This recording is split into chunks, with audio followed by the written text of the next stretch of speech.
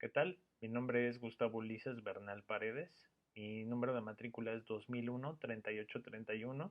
participando en el reto 5 que se titula ¿Qué reglas se rompen?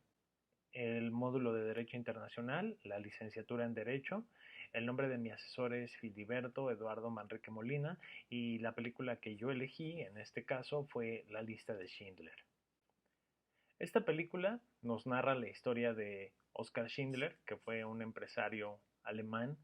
quien, de acuerdo con la narrativa y la historia, los antecedentes históricos, pues fue un hombre que aprovechó el auge industrial que generó la guerra y su posición dentro de la política alemana en aquel entonces. Sin embargo, creo que es importante señalar cuáles son los antecedentes que dieron origen a esta guerra. Como ya sabemos, el origen de esta guerra o el principal origen político, de acuerdo con un portal como el de National Geographic, establece que fue la violación al Tratado de Versalles por parte de la Alemania nazi dirigida por Hitler. Este tratado, pues en sus puntos más destacados, redacta que se debía considerar la reducción posterior a la Primera Guerra Mundial del ejército alemán a 100.000 hombres. Mucho material militar y naval alemán debió ser entregado a fuerzas aliadas, se le prohibió a Alemania la fabricación de armamentos de guerra, el pago de más de 30 millones de dólares a las fuerzas aliadas para la reparación de sus territorios y por supuesto pues Alemania debió aceptar toda la responsabilidad material y moral de la guerra y entregar una gran parte de su territorio a las fuerzas aliadas. Una vez establecida la Alemania nazi y el Partido Nacional Socialista dirigido por Adolfo Hitler, pues esto cambió. ¿Cómo fue que cambió y cómo fue que aconteció? Pues principalmente con la invasión del ejército alemán, las fuerzas de ocupación alemana a Polonia. En ese sentido, pues la película se centra principalmente en los últimos años de la guerra, en la ciudad de Cracovia, en Polonia, donde las fuerzas de ocupación alemana tomaron posesión del territorio polaco, forzando a todo el pueblo judío a vivir en lo que fue conocido como el gueto y donde a su vez pues eran deportados o transportados al campo de concentración en Plazo para proceder pues con su extinción, la aniquilación de los judíos. La construcción de este campo de concentración pues fue dirigida por el oficial Amon Goth y la película nos da una breve narración, quizás un poco romántica en el sentido de narrar el contexto de la guerra desde los ojos de este hombre, Oskar Schindler, el empresario que en la medida de lo posible ocupó sus influencias, su dinero, sus ganancias en salvaguardar la vida de muchos judíos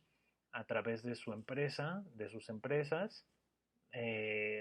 poniéndolos en su nómina para que fueran considerados personal esencial, que no debía ser transportado a los campos de concentración, ¿no? Como ya sabemos al final de la película, pues nos relata el final de la guerra con la ocupación de las fuerzas aliadas en el territorio alemán, la muerte de Hitler. Y con esto, pues todas las personas que formaron parte de la nómina de Schindler y aquellos a los que pudo comprar a través de sobornos e influencias, pues fueron salvados. Posterior a esto, pues como ya sabemos, se proclamó la Asamblea General de las Naciones Unidas en París en diciembre de 1948 para establecer la Declaración Universal de los Derechos Humanos, en la que podemos detallar que se redacta los derechos naturales e intrínsecos a los que los seres humanos somos acreedores de nacimiento, es decir, nacer libres e iguales en dignidad y derechos como lo redacta su artículo número 1, y de ahí podemos inferir que el derecho a la vida y a no ser privados de ella, a no ser desplazados por conflictos bélicos y a no sufrir tortura como la sufrió el pueblo judío en este periodo. Por lo tanto, pues me gustaría concluir que la importancia que tiene no atentar contra la soberanía nacional y respetar el derecho internacional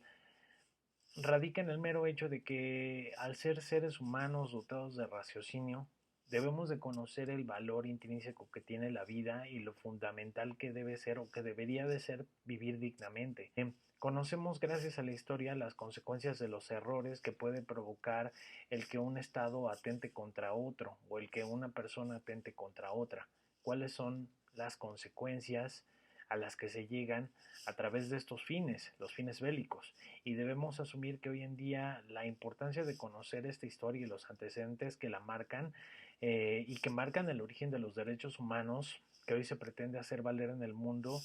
pues es principalmente no repetir esas atrocidades cometidas en el pasado, que llevaron a mucha gente a morir y a ser privada de muchos de los derechos que hoy gozamos, algunos de nosotros y por supuesto en algunas partes del mundo, ¿no?